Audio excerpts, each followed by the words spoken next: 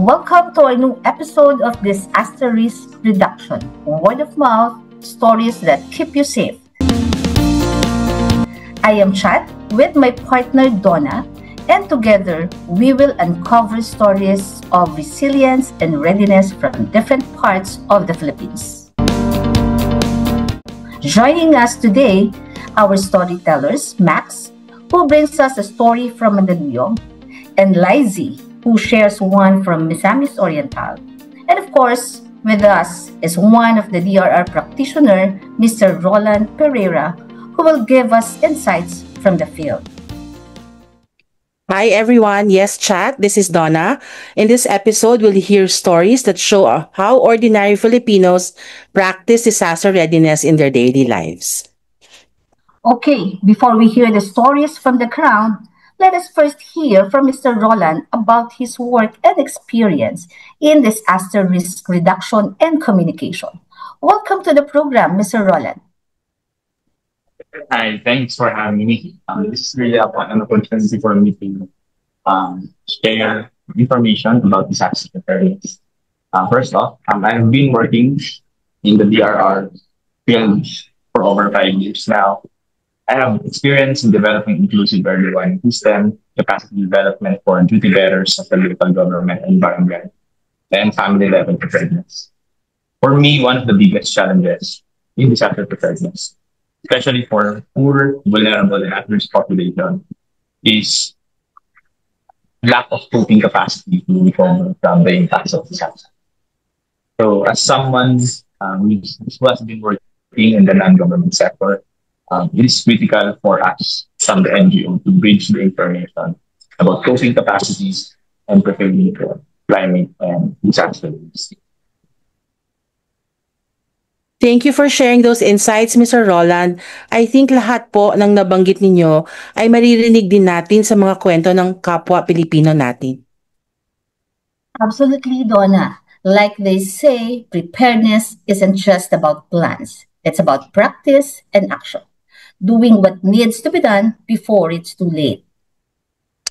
And true enough, many of those lessons don't come from manuals or meetings, but from word of mouth, real experiences shared from one home to another, passed on through stories that guide and inspire others.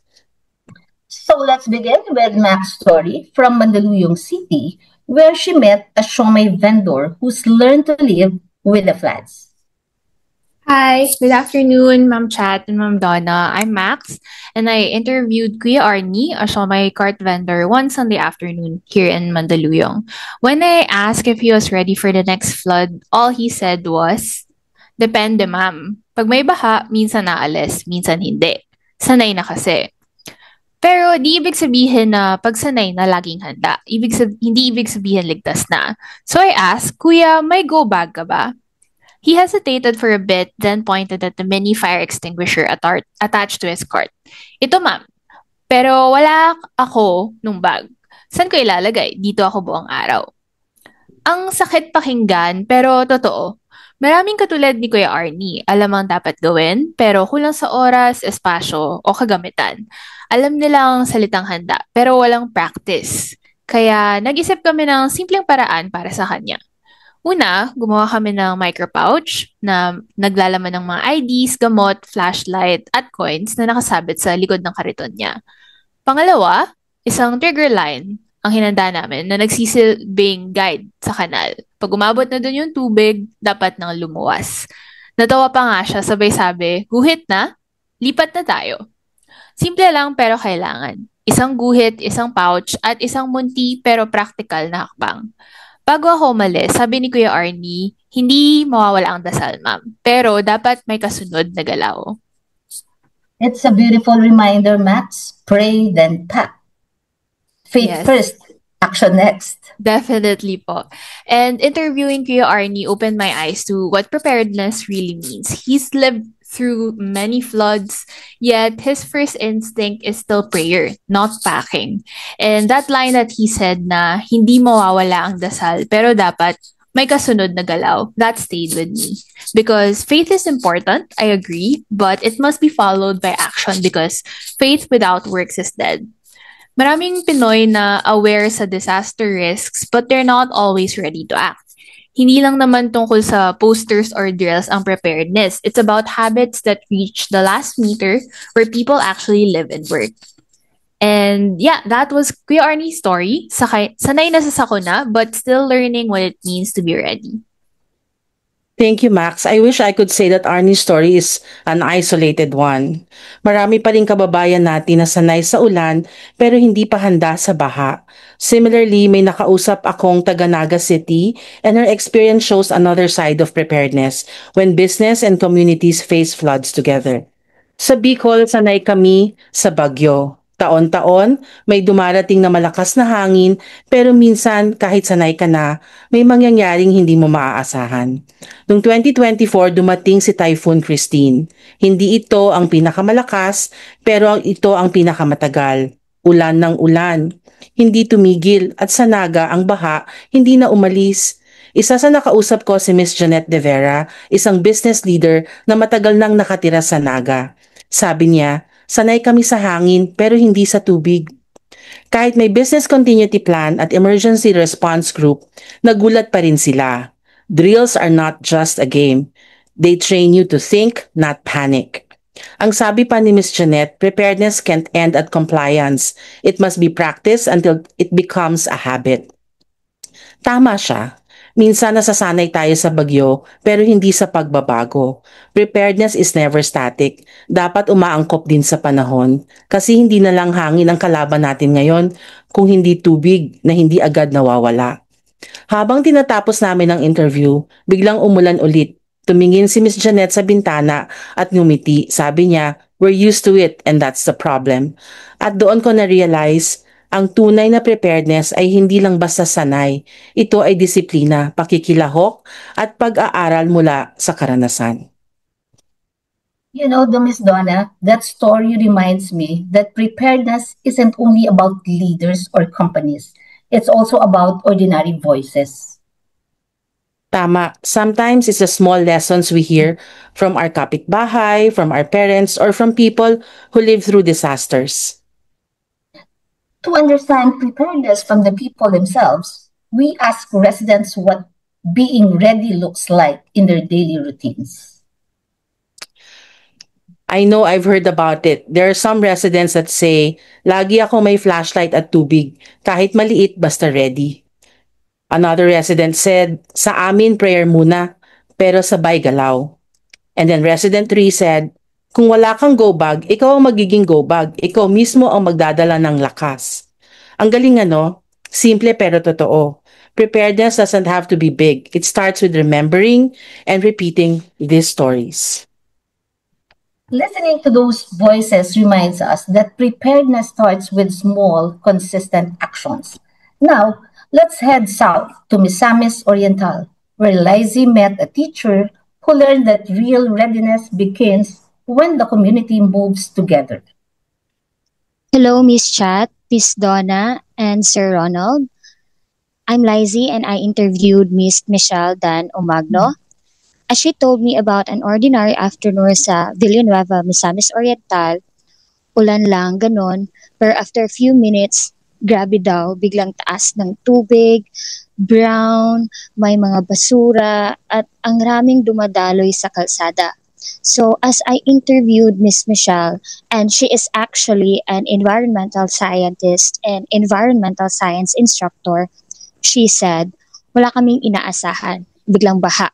At nang humihingi kami ng tulong, sabi ng barangay, kaya nyo na yan at may panglinis naman kayo.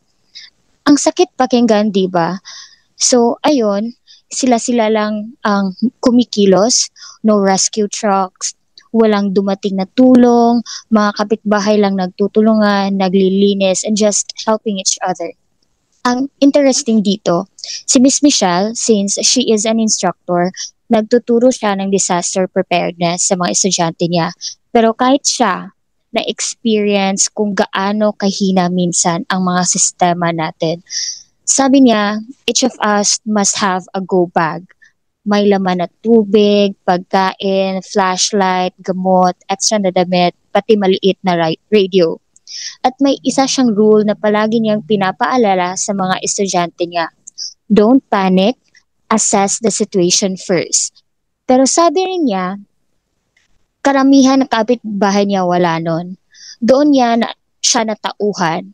Ang tunay na preparedness nagsisimula kapag tumigil ang gobyerno sa pagiging korap. Kaya imbis na maghintay sa gobyerno, sila na lang ang kumilos. Nag-organize, nag-ambagan, nag-hire ng mga maliliit na trucks at sabay-sabay nilang lininis ang mga kalye. As I asked Miss Michelle, kung i-rate gaano ba ka prepared ang mga Filipino? Sabi niya, siguro 2 or 3 out of 5. Hindi dahil kulang tayo sa awareness, pero kulang tayo sa action. Habang pinapakinggan ko siya, naisip ko, nga no, I realize preparedness isn't just a checklist or a policy. It's a mindset. It's quite decision to stay calm, to help, and to move even without instruction. That's correct. Liza's story from Misamis Oriental really shows that preparedness isn't always about big plans or government systems. Sometimes it starts with ordinary people who just choose to act instead of waiting for help. Exactly. These stories show the heart of resilience, but they also raise an important question. How can we turn these everyday lessons into long-term solutions? To help us understand this better, let's ask Mr. Roland once again. Mr. Roland, how can we turn being sanay into being truly handa, especially for people who already live with the risk every day but have very limited means to prepare? How do communicate this to them, sir? Thank you. Nakakatuwa mong pakinggan yung mga stories na ating mga kababayan. Sanay is actually a strength, no, for us, especially from the non-government sector. Duty bearers from the local government and private sectors and even non-government organizations must capitalize on this experience, what's so-called sanay, because it's the strength. Us from the NGO and government sector should acknowledge this experience is actually critical in disaster preparedness. However, it must be done through a participatory and inclusive processes. Means na kailangan i-embrace natin itong mga community support in doing disaster preparedness. It should be participatory, sir?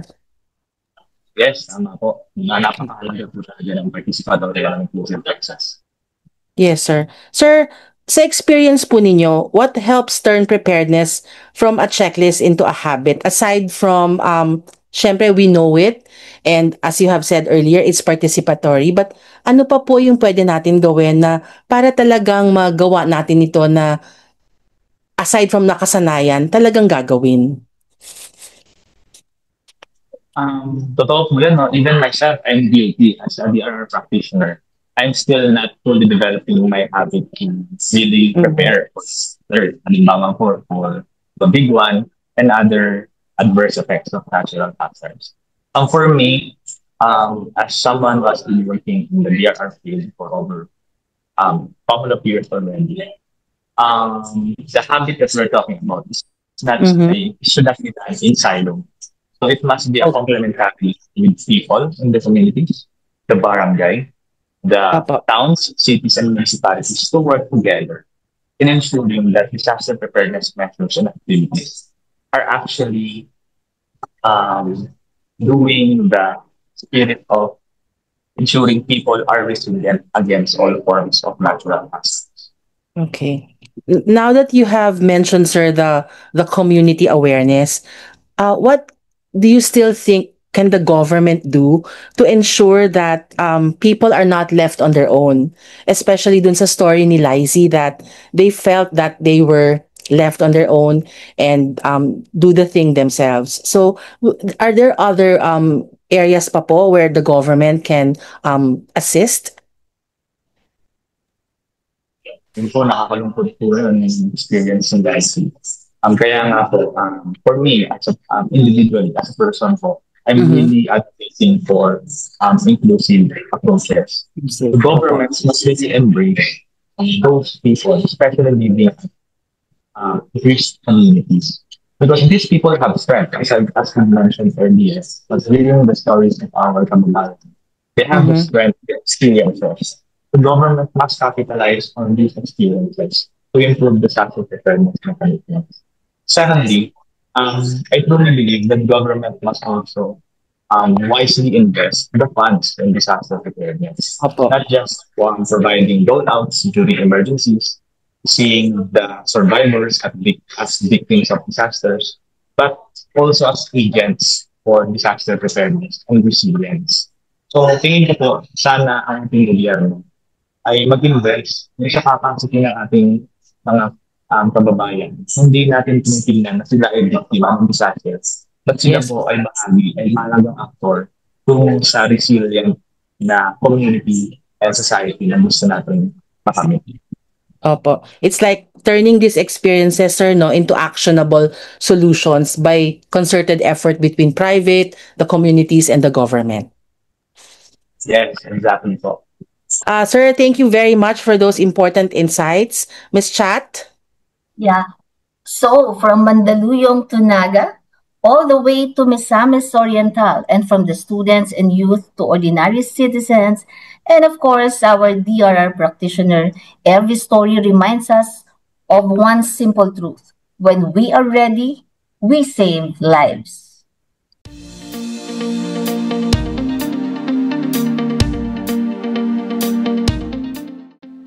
We hope these voices inspire you to start your own safety habits because true resilience begins at home and grows stronger when we help one another.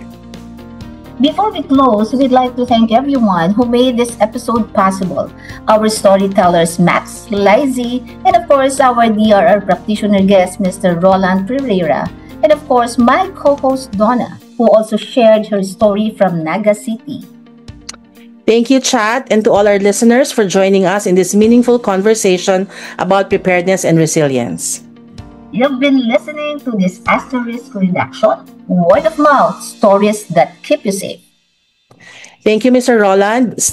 For all of us, stay alert, stay safe, and keep the conversations going. Preparedness starts with you. This has been another podcast from Group G. Good day. Thank you.